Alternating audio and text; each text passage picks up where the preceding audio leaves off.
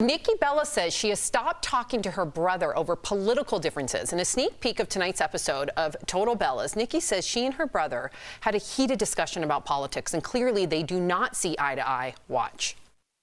I don't understand what I did wrong in the situation, except say how I felt about politics, and I got destroyed by him with words. I stopped responding, and he just kept saying mean things after mean things, like terrible stuff. I couldn't even look at him and Lauren, to tell you the truth, because I'm just disgusted. It's family, and people don't change, so you gotta accept who they are.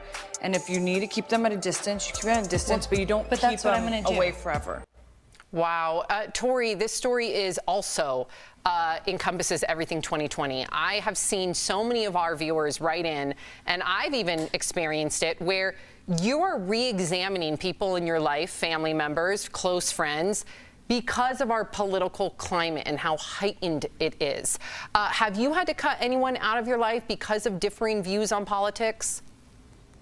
Oh, yeah. I mean, friends, a lot of people. And I think it's just as I say, you can make fun of me, but again, this pendulum is swung so far that this James Baldwin quote really makes sense. We can disagree and still love each other unless your disagreement is rooted in my oppression or my friend's oppression and denial of my humanity and right to exist. And we're gotten to that point where that's where the conversations are. So if we're at that kind of a high stakes, yeah, you lose a friend because the moral character of that person is gone. Now, I take it to heart very personally. Some people can separate it. I can't. So I've lost many, many people due to what I have said on the show and due to my strong beliefs. And I just had to cut them out. I just had to. It's very sad, but I refuse to let that sort of bigotry in my mind into my life. Yeah, and I'll say this, Tori. This is a very touchy subject, obviously, for everybody. And if you have jettisoned a family member or a close friend over this, I just hope it's for the right reasons. There are ways that people can differ in opinions, and it's quite a large spectrum where you can have a respectful debate. Like I'd love to debate as a comic. I just start arguments because I love to argue with my friends. I want to hear how you come back at me.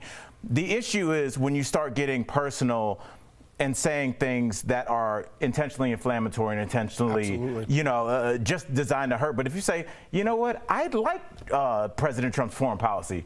Here's why. Well, I don't like what he did in Turkey. We're having a conversation. But if you go, they deserve that and you do too, well, that's a different, now we're not arguing about policy, we're having a different conversation. I'm totally with you, man. And I could talk about politics with my close friends. You're my close friend. If I could talk to you about anything in politics, is one of those on the list.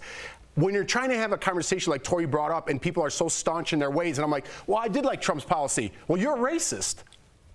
Whoa, that conversation just stopped. Well, I like him because of this. Well, that's because you're white privileged and homophobic and male and all the other labels people put on people. That conversation's over. I'm not going to talk to you ever again about anything like that, and that means you're not really my good friend. Right. When you start putting those labels on people, it's very dangerous because then the conversation stops and you're not talking at all, and that's where the problems are that we're having today. I'd agree. Wow, good conversation. I know that so many of us are going through it.